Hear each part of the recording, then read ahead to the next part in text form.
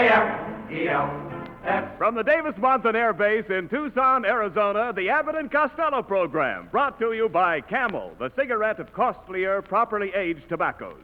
See if your throat and your taste don't make Camel a first with you, too. Find out for yourself. Listen to the great rhythms of Freddie Rich and his orchestra, the swingy singing of Connie Haynes. And that chubby little civilian who, when he reported to the commanding officer, uttered these historic words. Hey,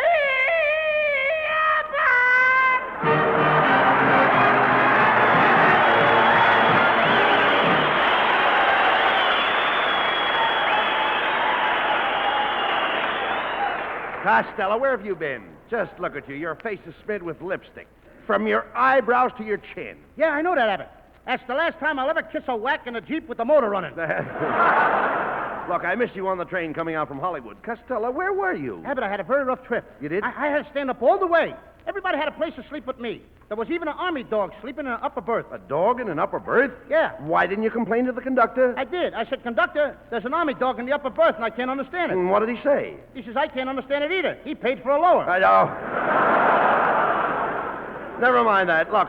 So he got a drawing room. All right, never mind. Look, what is that outfit you're wearing? Oh, I'm supposed to be a cowboy, Abbott. You do? How do you like my 4-gallon hat?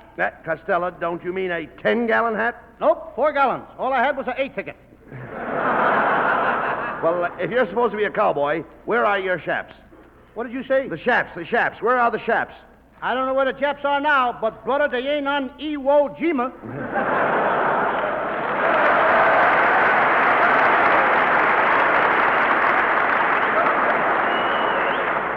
Costello, I didn't think it was possible for you to get so dumb. Oh, I can do anything if I set my mind to it. Yeah, I can imagine. Why, this morning, I went back horse riding. Yeah, you went what? Horseback riding. Oh, how could you ride a horse? You're a tenderfoot. Tenderfoot? Brother, you got your geography all wrong. All right.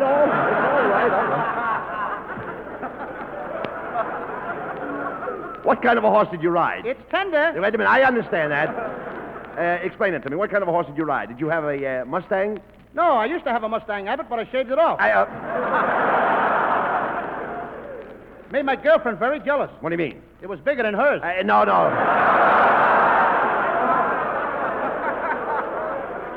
Listen, you nitwit. I'm talking about a Mustang, not a mustache.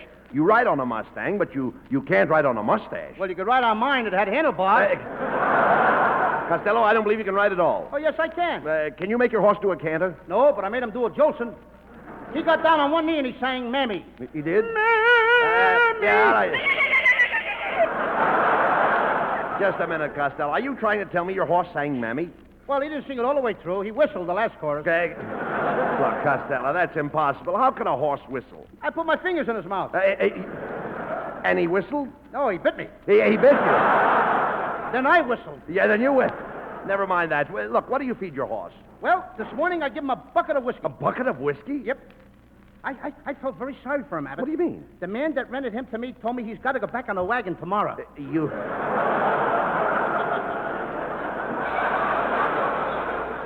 Look, you idiot. The man rented you a dray horse. He is not a dray horse. He's a brown horse with white stripes. No, Costello. I'm not talking about the horse's color. He didn't have any collar. He only wears the collar when he pulls the wagon. No, well, look. If he pulls a wagon, he's a dray horse. He has to be a dray horse to pull a wagon. Now, how do you like that? This guy wants to put all the other horses out of work. All the black horses, the white horses, all the brown horses. They will have no jobs at all. Nothing but dray horses pulling the wagon. No, calm down, Costello. I'm only trying to tell you that if he pulls a wagon, he's a dray horse. A dray horse works on a dray. Abbott, this horse works overtime. He pulls the wagon in the dray time, and I ride him at night. I'm paying time and a half. Look, you dummy, when I say he's a dray horse, I don't mean he's a day horse. I mean he's a dray horse. Now, a dray horse can work in the day or at night and still be a dray horse. He can work at night on the dray. Oh, when you say he's a dray horse, you don't mean he's a dray horse. You mean he's a dray horse, and a dray horse can still be a dray horse when he works night or dray. Now, you've got it. Now I've got it. I don't even know what I'm talking about. Well, let's forget all about it. We'll see what you know about horses. What page are you on, Abbott? Number 4. So am I. I'll find out what you know about horses in just a minute. Do you prefer an eastern saddle or a western saddle? Well, I don't know where it comes from, but I like it. I drink a big glass of saddle every morning. Yeah, you dummy, what kind of saddle can you put in a glass? Saddle a paddock. Costello, you'll never be a cowboy. Why, you haven't even got a lasso. A what? I said lasso. A lasso is a rope or a coil. Oh, I got very pretty coils. My mother coils my coil every morning. Right on my forehead, I got a spit coil. No, Costello. The coil I mean is a line that hangs on the saddle. The cowboys use it to catch horses and cows. They catch horses and cows? Sure. They catch horses and horses on a line? Certainly. What do they use for bait? Costello, look, let's forget the whole thing. Now, while you're here in Arizona, why don't you take advantage of the beauties of the desert? I tried that this morning, Abbott, and one of them slapped me right in the puss. I'm not talking about girls. I mean the beauties of nature. You should go see the Grand Canyon. That Grand Canyon is a fake. What do you mean the Grand Canyon is a fake? I went out there to look at it yesterday. There's nothing there but a big hole. They must have moved to someplace else. Costello. I didn't see nothing. That hole is the canyon. And I am going to visit the Grand Canyon tomorrow. I am going right up to the edge of the canyon. You're going right up to the edge. Edge of the canyon? That's me. Abbott, be careful you don't fall off. But if you do fall, be sure and look to the left. Why? You'll never see a sight like that again, brother.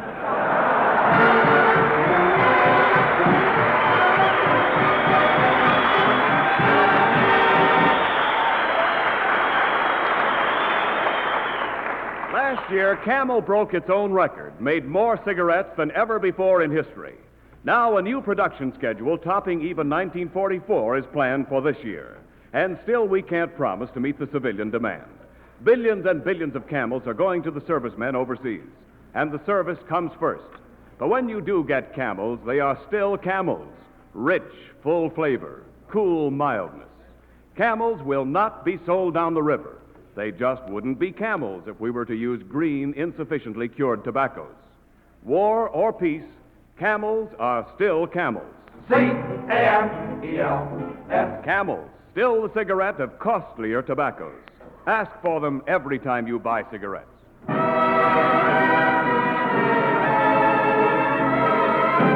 Camel presents Freddie Rich's band with a hit song from Bloomer Girl, Evelina.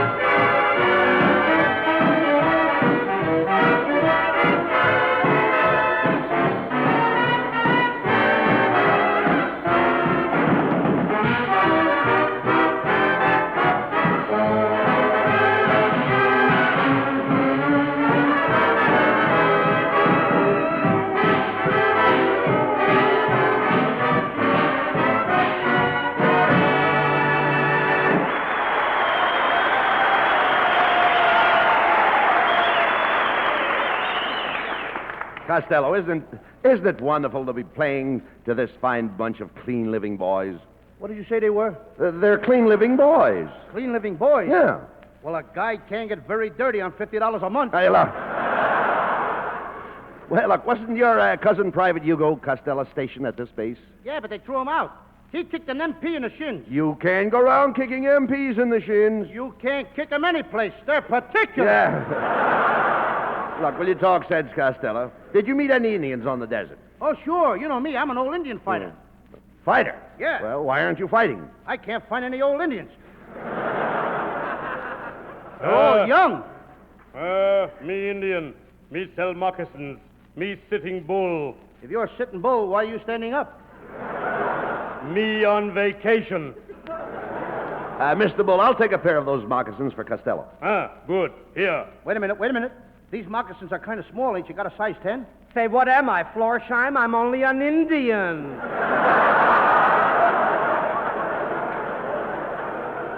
Hey, Abbott, All right.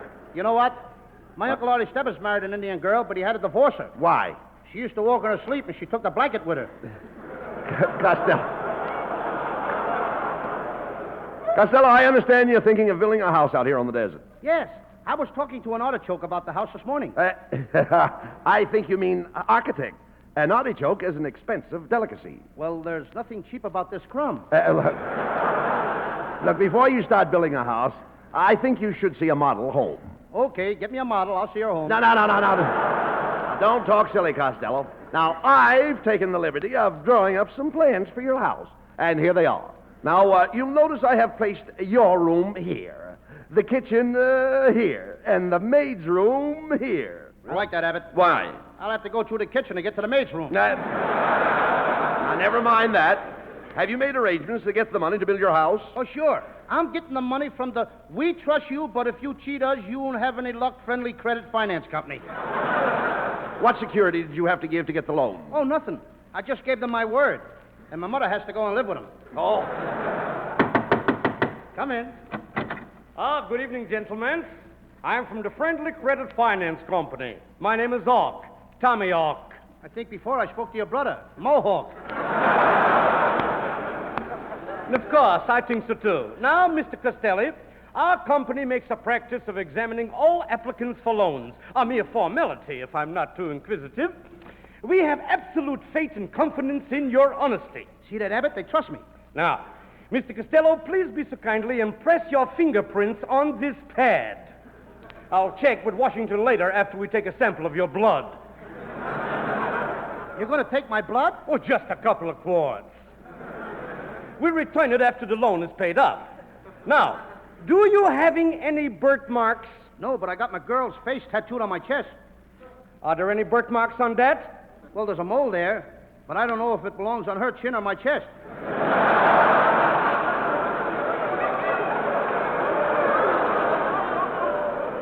Well, this is very enlightening. Wait, will you give me that again, please? I say what you're saying to me is very enlightening. What do you talk with, lumps? Thank you. Now, tell me this, what does the face looking like? Well, she's got dark, curly hair. And every time I take a deep breath, she smiles. I see. Now, Mr. Costello, have you any marks of identification on your body, like scars, wounds, or bruises? Noses. Well, if you happen to miss any of your payments, we'll attend to that. Hey, Abbott, what did he mean by that last crack? Oh, nothing, Costello. That's merely a matter of form. That's what I'm worried about, my form. I want to keep it the way it is. Now, Mr. Costello, in going over your plans, we find that your building thing is costing too many monies. We'll have to cut down. Cut down? All I want is a living room, a bedroom, a dining room, kitchen, and a maid's room and a garage. I see. Well, in the first place, you don't need any dining room. Oh, now, wait a minute, just a minute. If you take away the dining room, where in the world is the man going to eat? Well, the way this thing is going, I don't think I'm going to have an appetite. Exactly. You cannot expect to eat and make payments, too. Okay, the dining room is out. Gee, but that was a pretty room. Such beautiful wallpaper. Yes. Now then, if you are not going to eat, you will not need a kitchen. And without a kitchen, you won't need any maid's room, is it? I'm going to miss that maid. Yes, the maid. That's very refreshing thing. Will you cut it out with that Now read straight. I'm sorry, that's the way I talk and hasn't thing. Let us get back to the house, please. Right here, that's the bedroom. Well, you can cut that out, too. I'll be so worried about the payments I won't be able to sleep. Absolutely. Oh, say, incidental, what is this thing here? Well, that's the living room. Well, now, what do you want with a living room? You have no bedroom, no kitchen, and no dining room. Are you calling that living? All right, so we'll cut out the living room. Now, what have I got left? Well, you've got a lovely piece of ground there, Mr. Costello. Good. I can park there and live in my car. Oh, no, I'm afraid you couldn't do that, Mr. Costello. And why not? We'll take your car today for the down payment. Toodaloo. Hey, Abbott, you know I really outsmarted that guy? How did you outsmart him? I gave him a $500 deposit, and I ain't going to show up with the balance.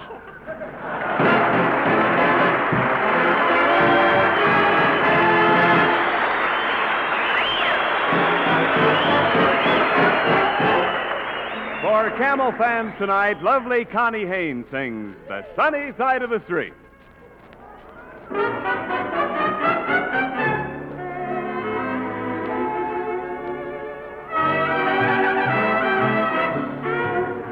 Grab your coat and get your hat. Leave your worries on the doorstep.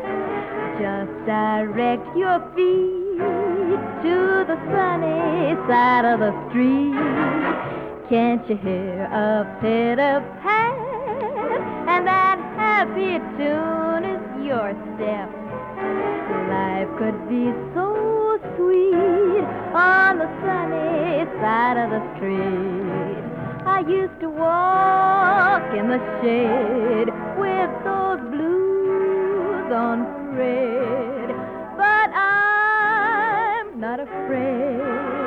This rover crossed over.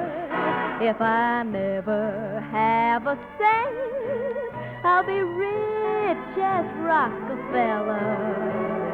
Gold dust at my feet on the sunny side of the street. I used to walk in the shade with those blues on parade, but I'm not afraid. This rover, yeah, I crossed over. If I never have a cent, I'll be rich as Rockefeller. Gold dust at my feet on the sunny side of the street.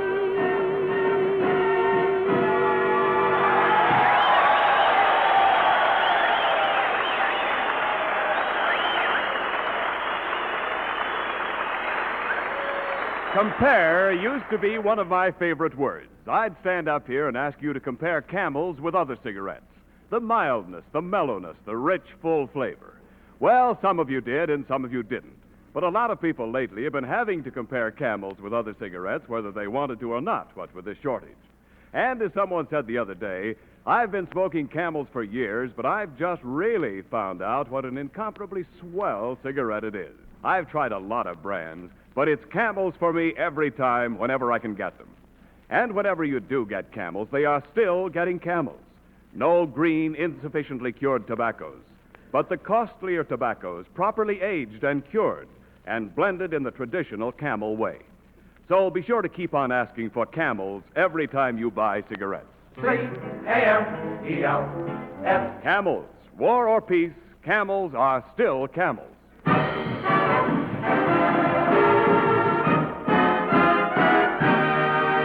Well, Costello, how do you like this bunch of airmen here at Davis Monthan Air Base? Abbott, they're wonderful. I and thought so you'd say that. polite. Mm-hmm. I walked all through the camp with Connie Haynes and that one guy whistling at her. I don't believe that. Well, you can ask Colonel Northstein. He was with us. Oh. I thought so. And another thing, Abbott, these guys don't pay no attention to the 12 o'clock curfew. They break it all the time. They do? Yeah. Curfew or no curfew, they go to bed at 10 o'clock. I found that out, too, eh? Yeah. And I also found out why they called those guys buck privates. You did? Yep. I was out with 5 of them last night. There wasn't a buck between them.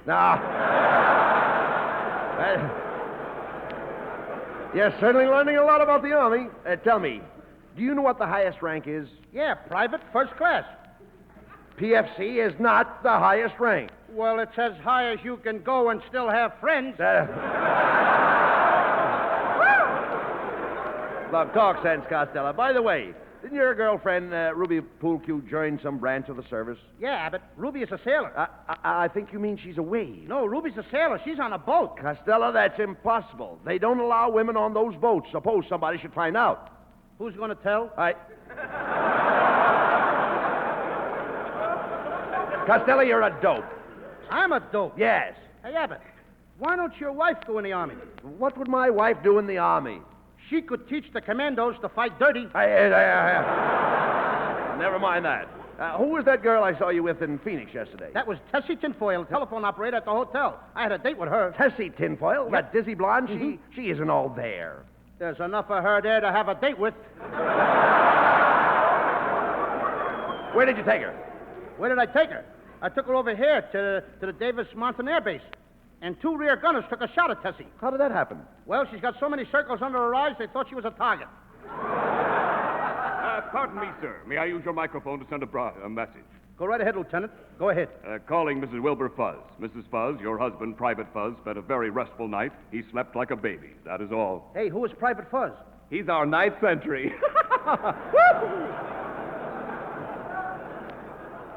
You know we was doing good up till then? Yeah, Look, never mind him. Costello, how do you like this air base, all kidding aside? I think it's okay. Really wonderful. But one of the GIs told me it would be much better if they'd cut out all that working and drilling between meals. Costello, suppose they should accept you in this outfit. Which front would you like to do your fighting on? Florida. But there's no fighting in Florida. You're telling me. It wouldn't hurt you to go into training. You'd lose a lot of weight on your basic. I'll bet my stomach would get thinner, too. I know one thing, Abbott. I like the Air Force. You would? I can just close my eyes, and I could picture my first day in camp.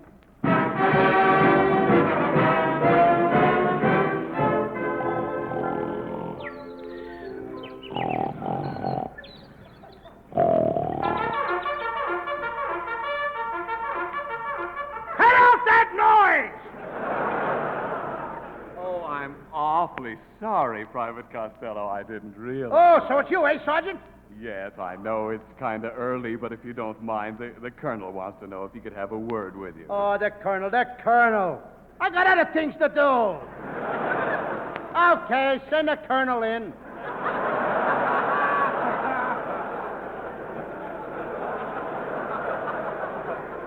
Private Costello. At ease, Colonel.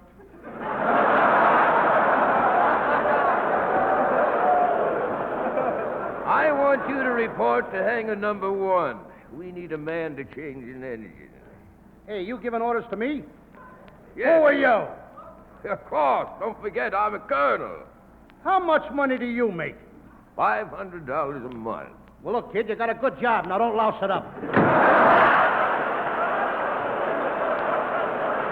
Well, Private Costello, Private, I think the colonel is mad at you. Now, I'll tell you what let's do. You carry this bomb sight over to headquarters so I can tell him you worked hard today. Maybe he'll forgive you. You want me to carry the bomb sight, eh? Okay, Sergeant, give me the bomb sight. Now, be careful with it, Private Costello. It costs $10,000.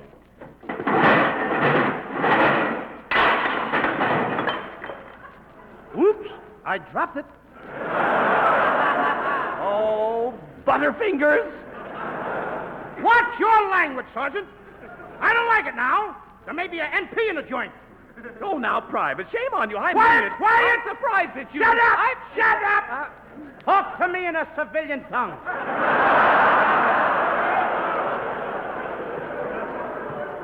I'm sorry, but this may cost you your chance for promotion, Private Costello. You may never get to be a corporal. I don't want the job anyway. Too much responsibility. Besides my cousin Hugo, he started in the Army as a corporal. Oh, that's impossible. How could he start as a corporal? Well, Hugo was born with 2 stripes on him. Now, blow out of here, Sergeant. Get out. I'm busy. Go on, scat. Good morning, Private Costello. I said get out. Hello, come in. Morning. And who are you? I'm the colonel's daughter. What a spot for a traveling salesman. Well, I'm pleased to meet you. How's your old man? Why, he's just fine. He was so excited when he found out your all was assigned here. He just loves comical fellas. Well, I'm glad to hear the colonel likes me. And you're a pretty sweet kid yourself. Tell your old man I'll put in a good word for him with the draft board. I just got an offer from the Navy, you know. Oh, I'll take him along with me. Private Costello. And Daddy says to tell you that if you all live through the basic training, he's going to see to it personally that you all get right into the thick of the fighting right away. Kid, he don't have to do that. I mean, wait a minute. Where do you think he'll send me? I don't know exactly, but he did mention Tokyo. Tokyo? Are you kidding? I'm liable to get hurt over there. They're double crosses. They're using real bullets. Oh, you don't have to worry, Private Costello. Daddy says the minute you land in Japan, he's going to declare you an open city. Oh, thanks, honey child, thanks. You know, I know... Wait a minute. Listen, them Japs don't live up to no rules of war. They don't recognize no open city. I'm liable to be bombed. That's what Daddy thinks, too. Goodbye.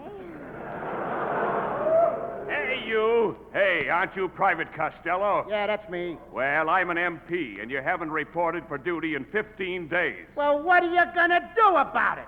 Oh, nothing. We just missed you, that's all.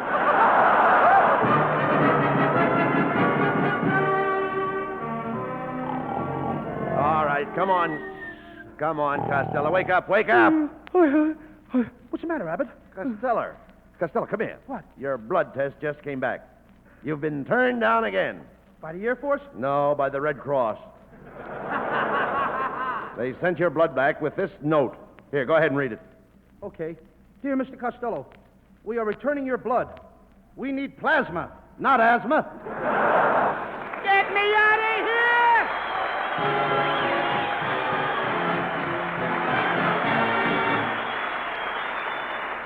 Abbott and Costello will be back for Camel cigarettes in just a moment. Thanks to the Yanks of the Week. Tonight we salute Platoon Sergeant Ernest I. Thomas of Tallahassee, Florida, and the United States Marines. Sergeant Thomas took over the command of his platoon when the commanding officer was wounded and was the first American to plant the Stars and Stripes on top of Mount Suribachi on Iwo Jima. In your honor, Sergeant Thomas, the makers of Camels are sending to our fighters overseas 400,000 Camel cigarettes. Each of the three Camel radio shows honors the Yank of the Week by sending free 400,000 Camel cigarettes overseas, a total of more than 1 million Camels sent free each week. Camel broadcasts go out to the United States 3 times a week, are rebroadcast to practically every area in the world where our men are fighting, and in cooperation with the Good Neighbor policy, also to Central and South America. Listen tomorrow to Jimmy Durante and Gary Moore, Monday to Bob Hawk in Thanks to the Yanks, and next Thursday to Abbott and Costello. And now here are Bud Abbott and Lou Costello with a final word. Thanks, Ken. Well, Costello, they certainly have been nice to us down here at Davis Monthan Field. And I want to thank Colonel Nothstein and Special Service and Public Relations staff. Yes, and Abbott, I got some good news for all the guys. Yeah? The war's going to be over in 2 weeks. Oh, Costello, how do you know the war's going to be over in 2 weeks? Because my Uncle Artie Stebbins joined the Air Force this morning, and he never held a job over 2 weeks in his life. Oh, good night, folks. Good night. Good night, Ed. Yes, folks, be sure to tune in next week for another great Abbott and Costello show brought to you by Camel Cigarettes. And remember, Camels are worth asking for every time. See for yourself how Camel's mildness, coolness, and flavor click with you.